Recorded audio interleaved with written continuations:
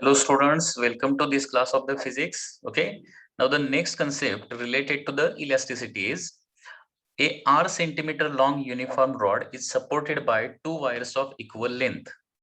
Okay, area A1 and A2 and Young's modulus Y1 and Y2. The distance x from the first wire at which load W is suspended. Okay, so that first is equal stress is produced in both wires.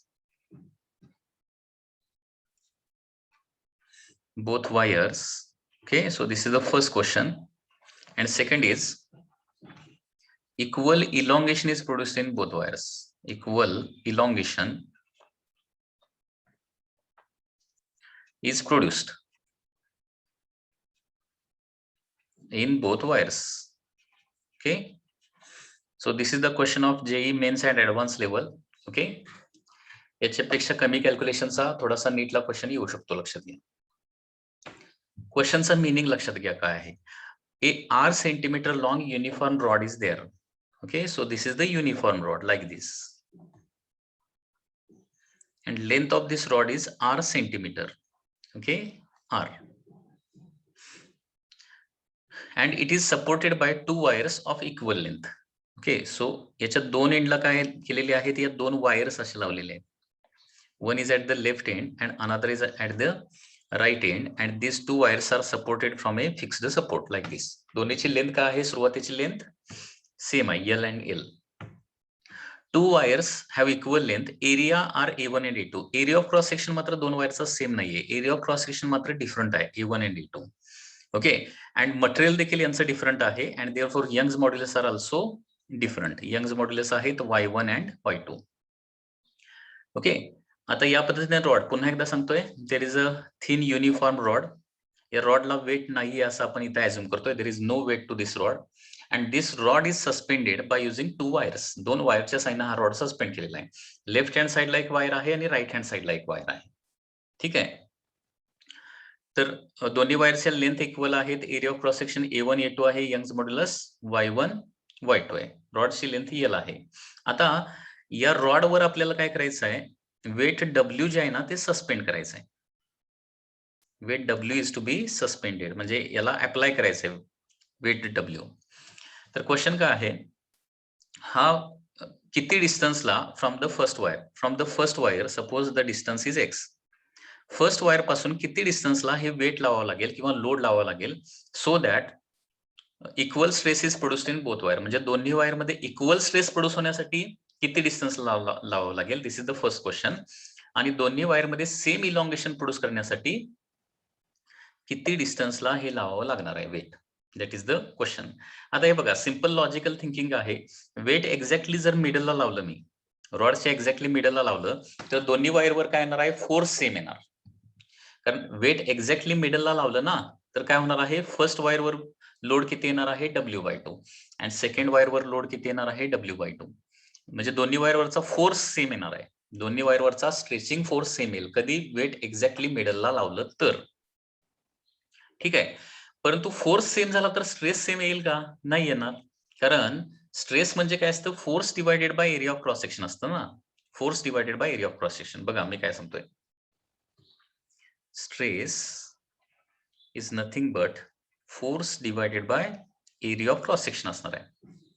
ठीक आहे, दोन्ही वायरवर तेवढाच आपण force लावला, म्हणजे weight exactly मिडलला लावलं तर फर्स्ट वायरवर W/2 लोड येणार आहे, सेकंड वायरवर एक्झॅक्टली W/2 लोड जाणार, दोघांच्यावर हाफ हाफ जाणार आहे. एक्झॅक्टली सेंटरला वेट W लावलं तर, आणि दोघांच्यावरचा फोर्स सेम लावला तर मात्र स्ट्रेस सेम येणार नाही, कारण का दोघांचा एरिया सेम नाहीये. आणि त्याच्यामुळं स्ट्रेस इक्वल येण्यासाठी काय करावं लागेल, आपल्याला या लोडला एक तर थोडंसं टुवर्ड्स राईटला किंवा थोडंसं टुवर्ड्स लेफ्टला लावावं लागणार आहे. ओके, लक्षात येत आहे.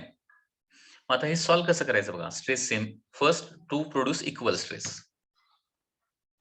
To produce equal stress.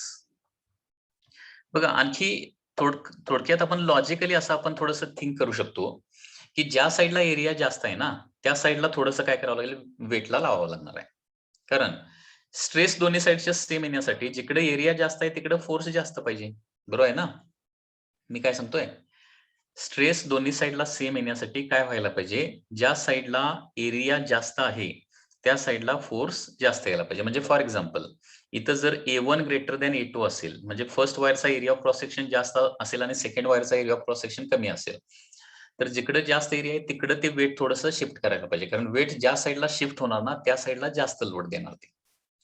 Okay, weight ज्या साईडला आपण शिफ्ट करतोय ना त्या साईडला ते जास्त वेट देतं. ओके, आता सपोज या W मुळे फर्स्ट वायरवरचा स्ट्रेचिंग फोर्स किती झाला, सपोज F1 क्रिएट झाला आणि सेकंड वायरचा स्ट्रेचिंग फोर्स किती झाला, F2 क्रिएट झाला. तर लक्षात घ्या, आता ही रोटेशनल मोशन मधली थोडीशी कन्सेप्ट आहे. Okay, for rotational equilibrium, rotational equilibrium. आता रोटेशनल इक्विलिब्रियम म्हणजे काय, रॉड अजिबात रोटेट होत नाही, रॉड अजिबात रोटेट होत नाही. रोटेशनल इक्विलिब्रियम साठी काय व्हायला पाहिजे, आता पहिली महत्वाची गोष्ट, F1 चं या W पासूनचं डिस्टन्स किती येणार आहे, F1 चा डिस्टन्स x येणार आहे आणि F2 चा डिस्टन्स किती येणार आहे, मग F2 चा distance that is r minus x येणार, बरोबर आहे ना? कारण टोटल डिस्टन्स जे आहे ना ते r आहे, r मधून x मायनस केलं तर काय येणार आहे, r minus x right hand साईडचा डिस्टन्स येणार आहे. रोटेशनल इक्विलिब्रियम काय सांगतं, तर लेफ्ट हँड साईडला जेवढं फोर्स इंटू डिस्टन्स असतं ना तेवढंच राईट हँड साईडला फोर्स इंटू डिस्टन्स असलं पाहिजे, तरच रॉड काय होतो, रोटेशनल इक्विलिब्रियम मध्ये राहतो. रोटेशनल इक्विलिब्रियम म्हणजे काय, रॉड क्लॉकवाईज पण रोटेट होत नाही किंवा अँटी क्लॉकवाईज पण रोटेट होत नाही. आता इथं जो रॉड आहे तो रोटेट व्हायला लागलाय का, नाही, दोन्ही साईडनं वायरनं त्याला फिक्स बांधलेला आहे, त्याच्यामुळे तो कोणीकडेही रोटेट होत नाहीये. रोटेट होत नसेल तर त्याला काय म्हणायचं, रोटेशनल इक्विलिब्रियम म्हणायचं. एखादी बॉडी फोर्सेस लावून देखील जर रोटेट होत नसेल तर त्याला म्हणायचं रोटेशनल इक्विलिब्रियम. आणि रोटेशनल इक्विलिब्रियम होण्यासाठी ओके, जिथं वेट लावलंय ना त्याच्या लेफ्ट हँड साईडचा force into distance must be equal to काय पाहिजे, राईट हँड साईडचा force into distance. Okay, so for rotational equilibrium इथं काय होणार बघा, F1 into x must be equal to काय झालं पाहिजे, म्हणजे लेफ्ट हँड साईडचा फोर्स किती आहे बघा, F1 आहे, दिसतोय का, आणि लेफ्ट हँड साईडचा डिस्टन्स किती आहे, x आहे. F1 into x must be equal to काय झालं पाहिजे, F2 इंटू काय झालं पाहिजे, राईट हँड साईडचा फोर्स F2 आहे आणि वेट पासून डिस्टन्स किती आहे, that is r minus x आहे. अँड देअरफॉर आपण असं लिहू शकतो की F1 by F2 is equal to x upon r minus x असं आपण लिहू शकतो, बरोबर आहे ना? F1 by F2 is equal to, just a minute, असं लिहावं लागणार, r minus x divided by x असं लिहावं लागणार F1 बाय F2. आता फोर्स हा स्ट्रेचिंग फोर्स आहे ना, आणि स्ट्रेचिंग फोर्सचा फॉर्म्युला आठवतोय का, स्ट्रेचिंग फोर्सचा फॉर्म्युला L बाय L. तर F1 च्या ठिकाणी YAL बाय स्मॉल एल लिहू शकतो मी, पण त्याच्या अगोदर just a minute, stretching force नको, स्ट्रेसचं आपल्याला रिलेशन पाहिजे ना, दोन्ही साईडला स्ट्रेस तेवढीच पाहिजे. ऑल्सो फॉर सेम स्ट्रेस,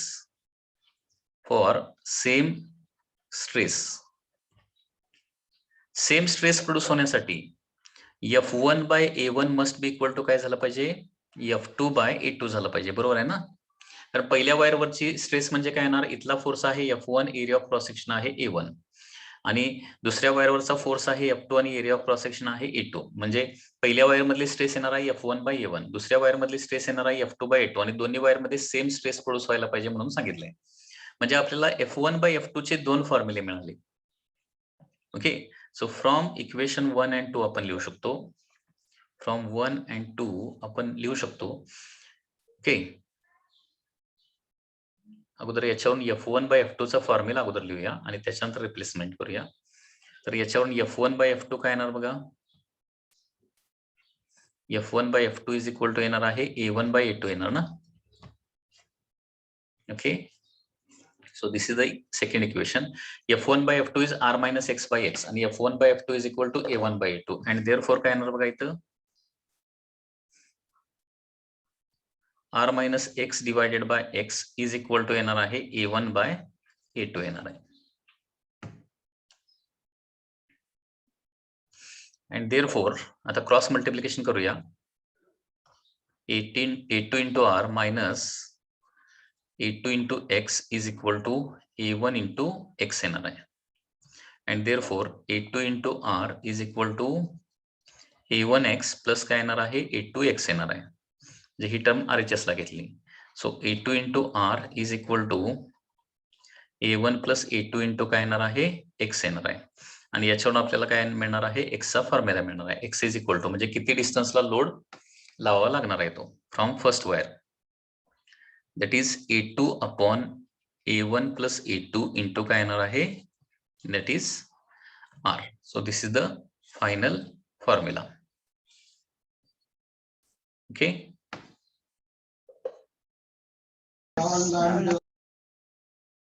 आता हे बघा वेट आपण एक्झॅक्टली पुन्हा एकदा आपण हा प्रॉब्लेम डिस्कस करूया. वेट आपण एक्झॅक्टली मिडलला लावलं. हे बघा असा हा रॉड आहे.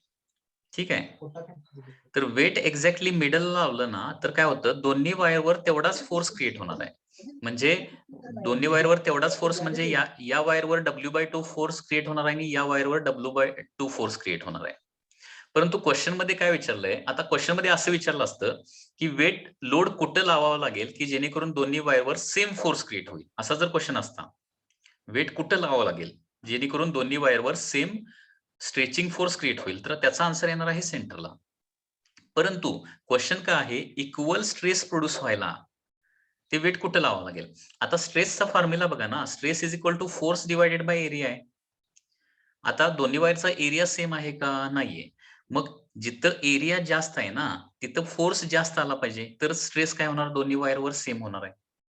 म्हणजे फॉर एक्झाम्पल एका वायरचा एरिया 5 आहे आणि त्याच्यावर फोर्स सपोज 20 आला.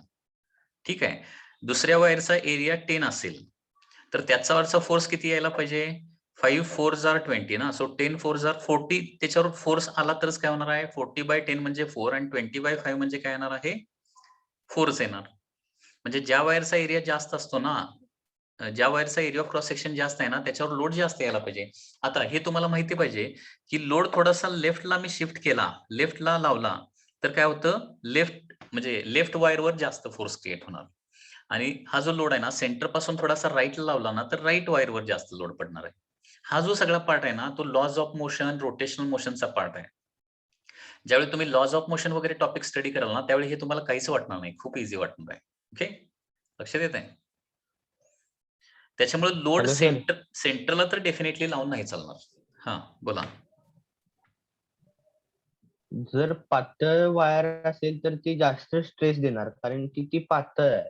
मग तेच ना एरिया कमी त्या वायरला हँडल करायला जास्त येईल. तेच की पातळ वायर म्हणजे काय येणार आहे एरिया त्याचा कमी असणार बरोबर ना. मग पातळ वायरला काय करायला पाहिजे त्या साईडला कमी लोड यायला पाहिजे. कमी लोड येण्यासाठी त्याच्यापासून दूर वेट शिफ्ट करायला पाहिजे. हे बघा सपोज एक रॉड आहे. अनेक एक्झाम्पल देतो. सपोज असा एक रॉड आहे. ठीक आहे. आणि या रॉडच्या साइन आपल्याला काय करायचं आहे एक वेट आपल्याला एका प्लेस पासून दुसऱ्या प्लेसला न्यायचं आहे. तर त्याच्यासाठी एक पर्सन आहे. एक पर्सन काय होतो इथं रॉडला धरतो आणि दुसरा पर्सन जो आहे तो इथं रॉडला धरतोय आणि मध्ये काय केलेला आहे वेट सस्पेंड केलेला आहे. ओके. आता फर्स्ट पर्सन म्हणजे काय आहे एक ओल्ड पर्सन कन्सिडर करूया किंवा यंग मॅन कन्सिडर करूया यंग मॅन. आणि सेकंड पर्सन म्हणजे काय आहे एक बॉय आहे. ओके स्मॉल बॉय आहे. मला सांगा हे वेट जे आहे ते यंग पर्सन जो आहे त्याच्या साईडला थोडंसं शिफ्ट करावं लागेल का बॉयच्या साईडला शिफ्ट करावं लागेल का सेंटरला ठेवावं लागेल थोडंसं बॉयच्या साईडला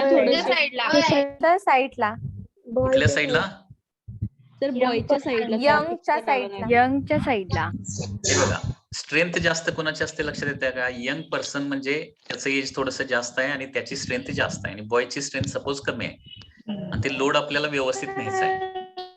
तर काय झालं बॉयच्या साईडला तुम्ही एक्सपेरिमेंट करून बघा बॉयच्या साईडला जर वेट ठेवलं तर लोड जास्त कोणावर पडणार त्या बॉयवर जास्त लोड पडणार. लक्षात घ्या बॉयवर लोड आपल्याला जास्त द्यायचा नाहीये. या कन्सेप्ट व्यवस्थित माहिती पाहिजेत. हे जे वेट आहे ना ते कोणीकडे शिफ्ट करावं लागेल थोडंसं आपल्याला हे यंग पर्सन जो आहे ना त्या साईडला शिफ्ट करावं लागेल कारण ज्या साईडला ते शिफ्ट करतोय ना त्या साईडला जास्त फोर्स क्रिएट करता येते वेट. ओके या काही इम्पॉर्टंट कन्सेप्ट आहेत. यंग पर्सनच्या साईडला ते वेट आपल्याला लावावं लागेल तर ते व्यवस्थित कॅरी होणार आहे. ओके ओके स्टुडंट्स, तर लक्षात घ्या, सेम स्ट्रेस प्रोड्यूस होण्यासाठी ज्या साईडला एरिया जास्त आहे त्या साईडला आपल्याला फोर्स जास्त क्रिएट करावा लागेल. A1 A2 डिफरंट आहे. सपोज A1 जास्त असेल तर A1 च्या साईडला थोडंसं म्हणजे मिड पॉइंटला येणार नाही, तर A1 च्या साईडला थोडंसं वेट शिफ्ट करावं लागणार नाही. बघा कॅल्क्युलेशन कसं येणार आहे. रोटेशनल इक्विलिब्रियम साठी कंडिशन काय असते, हा जो लोड आपण लावलेला आहे त्याच्या लेफ्टला फोर्स इंटू डिस्टन्स जेवढं पाहिजे तेवढंच राईटला फोर्स इंटू डिस्टन्स पाहिजे. रोटेशनल इक्विलिब्रियम होण्यासाठी कंडिशन काय आहे, आपण जो जिथं वेट लावलेला आहे त्या पॉइंटच्या लेफ्टला फोर्स इंटू डिस्टन्स जेवढा असणार आहे तेवढंच राईटला फोर्स इंटू डिस्टन्स असलंच पाहिजे. ओके, तर लेफ्टचा फोर्स आहे F1, लेफ्टचा डिस्टन्स आहे x, राईटचा फोर्स आहे F2 आणि राईटचा डिस्टन्स आहे r - x, and therefore F1 by F2 is equal to r - x divided by x. Also for same stress produce होण्यासाठी F1 by A1 must be equal to F2 by A2 झालं पाहिजे, because F1 by A1 is nothing but stress ना, and therefore F1 by F2 is equal to A1 by A2. याच्यामध्ये आपल्याला F1 by F2 चे या पद्धतीनं दोन relation मिळतात. Okay, so F1 by F2 is equal to r - x by x, and F1 by F2 is equal to A1 by A2, and therefore r - x divided by x is equal to काय येणार आहे, A1 by A2. आणि हे cross multiplication आपण करतोय आणि cross multiplication करून solve केल्यानंतर ओके आपल्याला x चा फॉर्म्युला मिळणार आहे A2 upon A1 plus A2 into r. Okay, so this is the final answer. अजून आपण हा जो क्वेश्चन आहे तो हाफ सोडवलेला आहे. म्हणजे इक्वल स्ट्रेस प्रोड्यूस व्हायला किती डिस्टन्सला ते वेट लावावं लागेल. आता नेक्स्ट आहे इक्वल इलॉंगेशन प्रोड्यूस व्हायला. Second, to produce equal elongation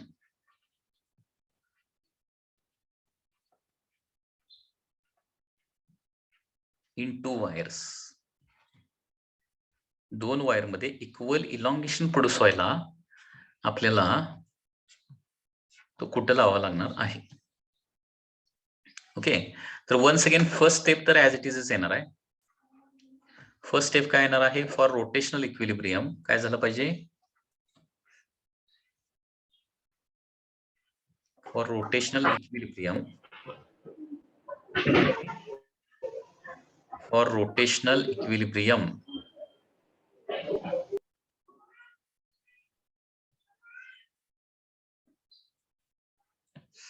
okay, तर force into distance, left hand साइडचं force into distance is equal to काय झालं पाहिजे, राईट हँड साइडचं फोर्स इंटू डिस्टन्स झालं पाहिजे. So therefore once again we are getting the same formula, that is F1 by F2 is equal to r minus x divided by x. So this is equation 1. आता दोन्ही wire मध्ये same elongation produce व्हायला पाहिजे, म्हणजे L1 should be equal to काय झालं पाहिजे, L2 झालं पाहिजे. Okay, L1 should be equal to L2 झालं पाहिजे. आता इलॉंगेशनचा फॉर्म्युला काय असतो, प्ले. ओके, प्लेच्या ठिकाणी आपण इथे F लिहूया, FL divided by AY is equal to काय झालं पाहिजे, FL डिवाइडेड बाय AY झालं पाहिजे. This is for 1 1 1 1 and this is for 2 2 2 2. Okay, आता दोन्ही वायरची लेंथ तेवढीच आहे म्हणून सांगितलंय, original length. Therefore L1 L2 get cancel, and therefore from here also we get the relation F1 by F2 is equal to A1 Y1 divided by A2 Y2. So this is the second formula for the F1 by F2. हा F1 by F2 चा second formula येणार आहे. And therefore from equation 1 and 2, from equation 1 and 2, what will happen? That is r minus x divided by x. So this is equation 1. And equation 2, A1 Y1 divided by A2 Y2. Okay, हे पुन्हा एकदा cross multiplication करून आपल्याला हे solve करावं लागणार आहे. Okay, so हे क्रॉस मल्टिप्लिकेशन करून तुम्ही सोल्युशन करून बघा. फायनल आन्सर येणार आहे that is A2 Y2 divided by A1 Y1 plus A2 Y2 into काय होणार आहे, total distance R. So this is the final answer. Okay, लक्षात घ्या सेम स्ट्रेस प्रोड्यूस व्हायला एक्सचा फॉर्म्युला येणार आहे A2/A1 + A2 × R आणि सेम इलॉंगेशन दोन्ही वायर मध्ये प्रोड्यूस व्हायला फॉर्म्युला येणार आहे that is A2Y2 divided by A1Y1 plus A2Y2 into R, where X is the distance from the first wire आहे, म्हणजे फर्स्ट वायर पासूनचं डिस्टन्स ऑफ द लोड असणार आहे. ओके, लक्षात येत आहे.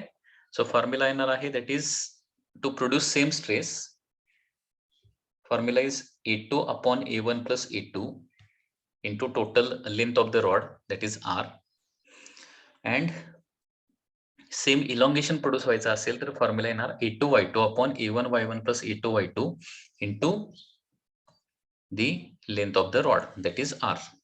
Okay, so this is the final formula.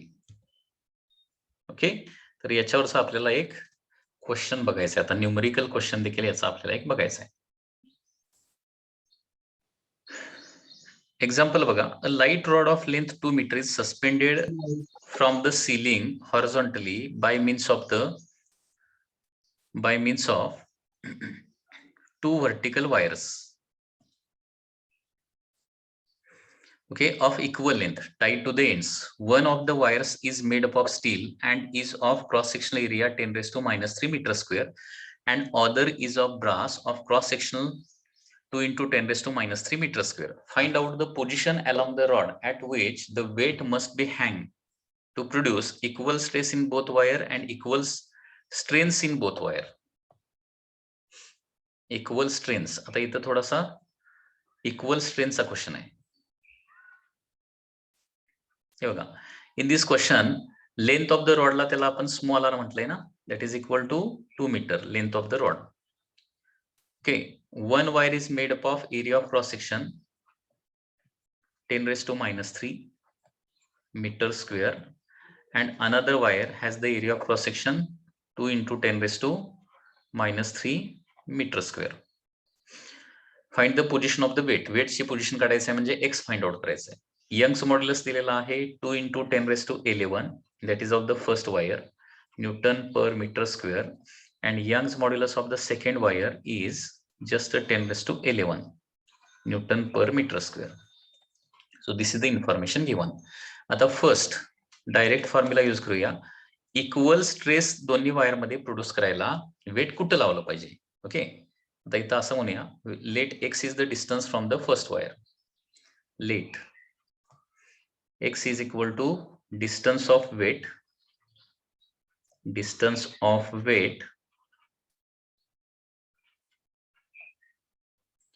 from first wire. Okay, so first wire पासूनचं distance suppose किती आहे, x आहे. ठीक आहे,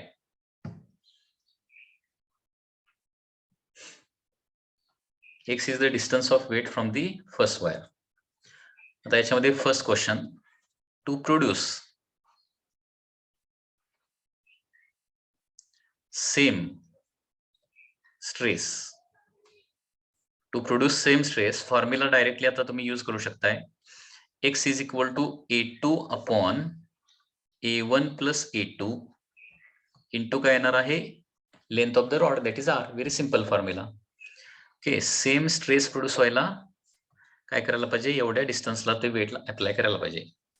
A2 ची व्हॅल्यू दिली आहे 2 × 10⁻³ डिवायडेड बाय A1 आहे 10⁻³ plus A2 is 2 × 10⁻³ and total distance R is given as 2. So x is equal to 2 × 10⁻³ numerator as it is divided by denominator 10⁻³ 10⁻³ common काढूया. सो 10⁻³ कॉमन काढलं तर फर्स्ट टर्म मध्ये राहणार 1, second term मध्ये राहणार 2 × 2. Now this 10⁻³ 10⁻³ get cancel. So x is equal to 2 divided by 1 plus 2, that is 2 divided by 3 into 2 येणार आहे, that is 4/3, that is equal to 1.33 metre. Okay, म्हणजे first wire पासून 1.33 मीटरला, okay, म्हणजे 2 मीटरचा टोटल रॉड आहे. लक्षात घ्या, म्हणजे वेट कुठे लावावं लागेल बघा. दिस इज द रॉड, इकडे एक वायर आहे, इकडे एक वायर आहे. ओके, तर 2 मीटर जे आहे ना, इथं येणार आहे 1 मीटर, साधारणपणे इथं 1.33 मीटर येणार. इथं आपल्याला काय करावं लागेल, वेट अप्लाय करावं लागेल. कारण बघा लेफ्ट वायरचा एरिया किती आहे, लेफ्ट वायरचा एरिया, फर्स्ट वायरचा एरिया आहे 10⁻³ आणि सेकंड वायरचा आहे 2 × 10⁻³ म्हणजे जिकडे एरिया जास्त तिकडे थोडंसं वेट ती लावावं लागतं. हे याच्यावरून क्लिअर होतं. फर्स्ट वायर पासून किती डिस्टन्स येणार आहे, 1.33 metre. Okay, so this is the answer.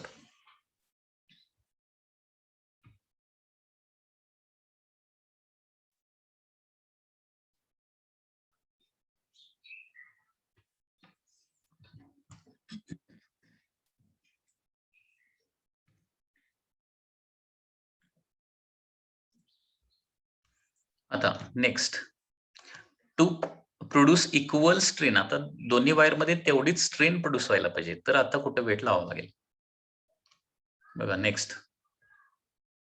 B question now. To produce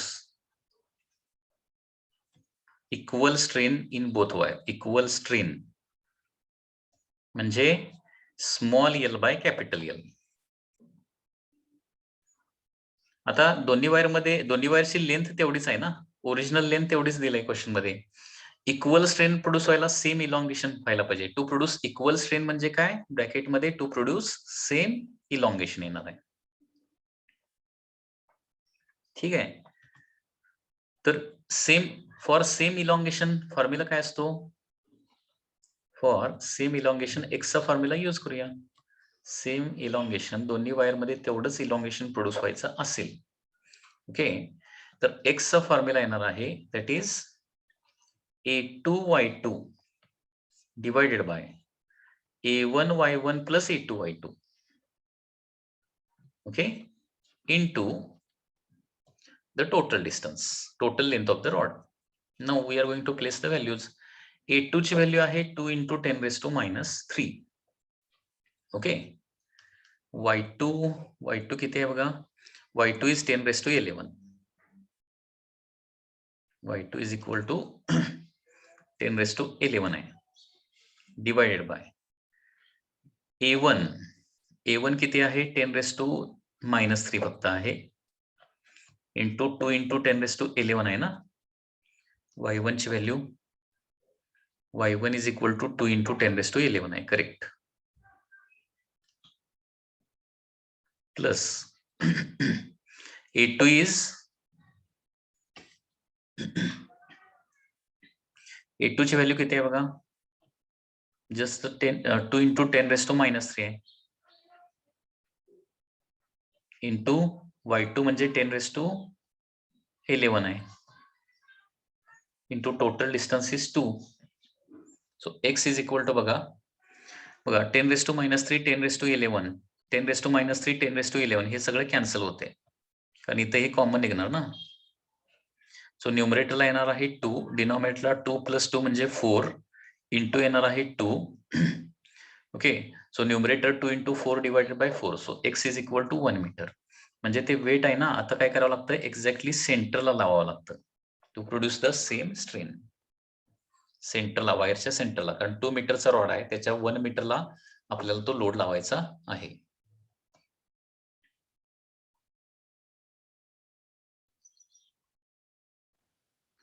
The next question is like this. A weight is suspended.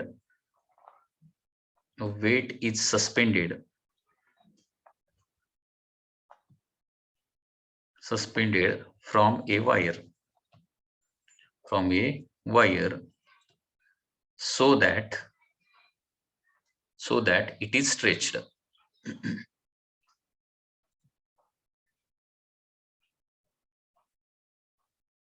Okay, हे बघा, एका वायरला काय केलेलं आहे, सस्पेंड करणे म्हणजे हँग करणे.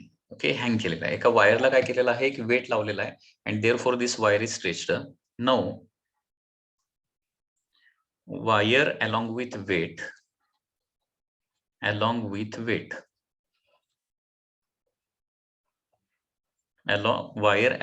weight is immersed in a liquid,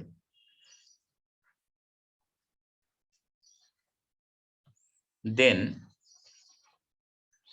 decrease in length is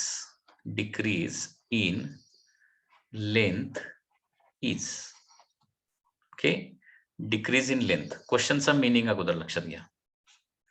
हे बघा, there is a wire like this, आणि या वायरला काय लावलेलं आहे, एक वेट लावलेला आहे. And due to this weight ही वायर काय झाली आहे, स्ट्रेच झाली आहे. त्याचबरोबर इलॉंगेट देखील झालेली आहे. स्ट्रेच झालेली आहे आणि इलॉंगेट पण झालेली आहे. आता काय करायचं आहे, या वेटला अलॉंग विथ वायर काय करायचं आहे, लिक्विड मध्ये बुडवायचं कम्प्लिटली. लिक्विड मध्ये कम्प्लिटली काय करायचं आहे, इमर्स करायचं. आता तुम्हाला ही प्रॉपर्टी माहिती असेल. ओके, बॉयंट फोर्स तुम्हाला कदाचित माहिती असेल. एखाद्या लिक्विड मध्ये कुठलीही बॉडी जर इमर्स केली तर काय करतं, ते लिक्विड अपवर्ड डायरेक्शन एक फोर्स एक्झर्ट करतं. कुठलीही बॉडी लिक्विड मध्ये बुडवली तर त्याचं वेट काय होतं, कमी होतं. वेट का कमी होतं, कारण ते लिक्विड काय करत असतं, त्या बॉडीला वर ढकलत असतं. एक्झाम्पल बघा ना, एक मोठा दगड घ्या. ओके, एअरमध्ये तुम्ही हातामध्ये घेऊन बघा, त्याचं वेट तुम्हाला जास्त जाणवणार. आणि तोच दगड आता काय केला, पाण्यामध्ये बुडवून आपल्या हातामध्ये जर धरला तर त्याचं वेट तुम्हाला तेवढं जाणवत नाही. ओके, रिझन इज दॅट कुठलीही बॉडी लिक्विडमध्ये जर बुडवली तर काय होतो, अपवर्ड डायरेक्शन एक फोर्स एक्झर्ट करतो त्या बॉडीवर, ते लिक्विड. त्याला काय म्हणतो आपण, बॉयंट फोर्स असं म्हणतो. आता हे वेट आपण लिक्विडमध्ये बुडवल्यावर काय होणार आहे, या वेटवर अपवर्ड डायरेक्शन एक फोर्स क्रिएट होणार. बॉयंट फोर्स असं आपण त्याला म्हणतो, किंवा अपथ्रस्ट असं म्हणतो, जे लिक्विडने एक्झर्ट केलेलं आहे. आणि त्याच्यामुळे काय होणार आहे, या वायरची लेंथ थोडीशी काय होणार आहे, डिक्रीज होणार आहे. कारण वेटमुळे जास्त इलॉंगेशन झालेलं असणार आहे. सपोज तिथं वायर ऐवजी रबर कॉर्ड आहे. रबर कॉर्डला वेट लावलं तर ती रबर कॉर्ड ऑलरेडी भरपूर स्ट्रेच्ड असणार आहे. ठीक आहे. आता ती रबर कॉर्ड आणि वेट काय करायचं, पाण्यात बुडवायचं. पाण्यात बुडवल्यावर काय होणार आहे, त्या वेटवर अपवर्ड डायरेक्शन काय होणार आहे, एक बॉयंट फोर्स ऍक्ट होणार. आणि त्याच्यामुळे काय होणार आहे, रबर कॉर्डची लेंथ कमी होणार, डिक्रीज होणार आहे. तर क्वेश्चन काय आहे, तर डिक्रीज इन लेंथ किती होणार आहे. ओके, आता इथं व्हेरी सिंपल इलॉंगेशनचा फॉर्म्युला वापरायचा आहे. Okay, so here decrease in length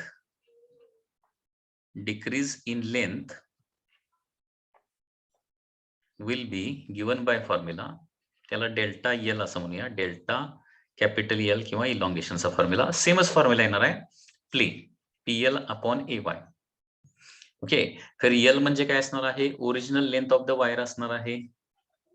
ए म्हणजे area of cross section of the wire असणार आहे. यंग्स मॉड्युलस म्हणजे काय असणार आहे, वाय म्हणजे काय असणार आहे, Young's modulus of the wire असणार आहे. आता इथं पी म्हणजे किती, एवढंच तुम्हाला रिप्लेस करायचं आहे. पी म्हणजे येणार आहे phi into sigma into G येणार आहे. Okay, P is equal to phi sigma G. आता हे फी सिग्मा जी म्हणजे काय असतं, दिस इज द अपथ्रस्ट, किंवा यालाच काय म्हणतो, बॉयंट फोर्स असं म्हणतो. ओके, की ज्याच्यामध्ये फी म्हणजे काय असतं, व्हॉल्यूम इमर्स्ड, म्हणजे त्या सॉलिडचं किती व्हॉल्यूम लिक्विड मध्ये बुडवलेलं आहे. सिग्मा म्हणजे काय, density of liquid. Density of liquid म्हणजे असणार आहे सिग्मा, लक्षात येत आहे. आणि जी म्हणजे असणार आहे acceleration due to gravity. Acceleration due to gravity म्हणजे लक्षात येते का बघा.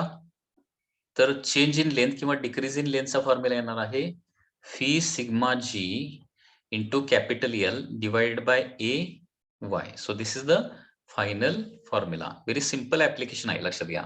So this is the question. हा जो क्वेश्चन आहे तो कॉम्बिनेशनचा क्वेश्चन याला म्हणायचं. कशाचं कॉम्बिनेशन आहे, फ्लुइड मेकॅनिक्स या टॉपिकचं आणि इलॅस्टिसिटी या टॉपिकचं हे कॉम्बिनेशन आहे इथं. कारण फ्लुइड मेकॅनिक्स टॉपिक्स तुम्ही स्टडी केला की तुम्हाला हा अपथ्रस्टचा फॉर्म्युला मिळतो. अपथ्रस्टचा हा फॉर्म्युला पाठ करून ठेवा, हा नेहमी आपल्याला लागतो. म्हणजे एखादा सॉलिड आपण लिक्विड मध्ये बुडवला तर ते लिक्विड त्या बॉडीला किती फोर्सनं वर ढकलतं. ओके, त्या बॉडीला लिक्विड किती फोर्सनं वर ढकलतं त्याचा फॉर्म्युला आहे फी सिग्मा जी. अपथ्रस्ट, फी सिग्मा जी, फी सिग्मा जी, फी सिग्मा जी. हा फॉर्म्युला अनेक वेळा आपल्याला लागणार आहे, तो लक्षात ठेवा. फ्लुइड मेकॅनिक्स मध्ये याचं डेरिव्हेशन आहे, परंतु आता तरी फॉर्म्युला पाठ करून ठेवा, फी सिग्मा जी. ओके, तर फी म्हणजे काय, ते लिक्विड मध्ये बुडवलेलं सॉलिडचं व्हॉल्यूम. सॉलिडचं किती व्हॉल्यूम बुडवलेलं आहे ते व्हॉल्यूम दिलेलं असणार आहे तुम्हाला. सिग्मा म्हणजे काय, ते लिक्विड जे आहे ना त्याची डेन्सिटी. म्हणजे फॉर एक्झाम्पल वॉटरची डेन्सिटी किती असते, 1 ग्रॅम पर सेंटीमीटर क्यूब किंवा 1000 kg पर मीटर क्यूब असते, आणि जी म्हणजे 9.8 असते. ओके, फक्त काय केलंय बघा इथं, इलॉंगेशनच्या फॉर्म्युल्यामध्ये इथं फोर्स जो आहे ना तो फक्त मी रिप्लेस केलाय. फोर्स कशानं रिप्लेस केलाय, अपथ्रसनं रिप्लेस केलाय. ओके, तर डिक्रीज इन लेंथ होणार आहे phi sigma GL upon AY. Okay, so this is the final answer. Next, force versus elongation graph of the two wires A and B of same material and same area is shown in figure. Which wire has more length? बघा इथं graph दिलेला आहे, elongation with respect to लोडचा graph दिलेला आहे. ठीक आहे, तर कुठल्या वायरची लेंथ जास्त असणार आहे असं विचारलंय. आता बघा इथं या ग्राफचा स्लोप, एखाद्या ग्राफचा स्लोप म्हणजे काय असतं रे, जरा सांगा रे. एखाद्या वायरचा स्लोप म्हणजे कसं फाइंड आउट करताय, कुठल्या वायरचा स्लोप आहे कसं आयडेंटिफाय करताय. या दोन ए आणि बी मध्ये, या दोन वायर जे दिलेले आहेत त्याच्यामध्ये स्लोप जास्त कोणाचा आहे रे, बी. बी. बीचा स्लोप जास्त आहे का ए चा स्लोप जास्त आहे? बी आय थिंक ए चा सर. ए. स्लोप कसं ठरवताय तुम्ही? हाईट वरून. इन्क्लायनेशन अँगल. इन्क्लिनेशन अँगल जेवढं जास्त ते इन्क्लाइंड असणार ना तेवढा स्लोप जास्त. हे बघा स्लोपचा ऍक्च्युअल फॉर्म्युला आहे टॅन ऑफ थीटा. तर थीटा म्हणजे हा अँगल लक्षात घ्या, किंवा हा अँगल. ज्याचा जास्त अँगल असतो ना त्याचा स्लोप जास्त, हे लक्षात ठेवा.